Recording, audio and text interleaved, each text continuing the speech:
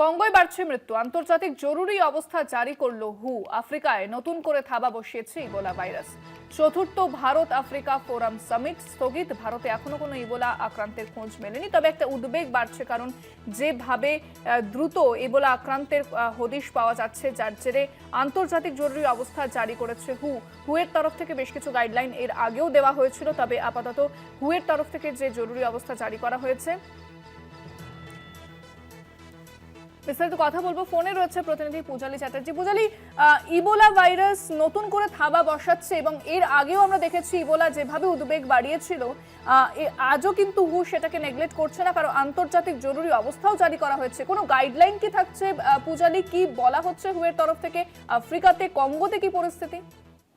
আফ্রিকাতে আপাতত যেটা জানা যাচ্ছে আমাদের আফ্রিকার মাধ্যম দিয়ে, যে ইবোলা ভাইরাস আফ্রিকার বেশ কিছুটি অংশে ছড়িয়ে পড়েছে।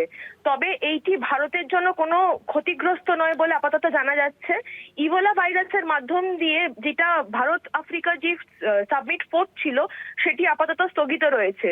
কিন্তু ভারত সম্পূর্ণ আশ্বাস দিয়েছে আফ্রিকাকে যে কোনো স্বাস্থ্য পরিস্থিতির ওপর ভারত সম্পূর্ণ আফ্রিকার পাশে থাকবে। ধন্যবাদ পূজারি।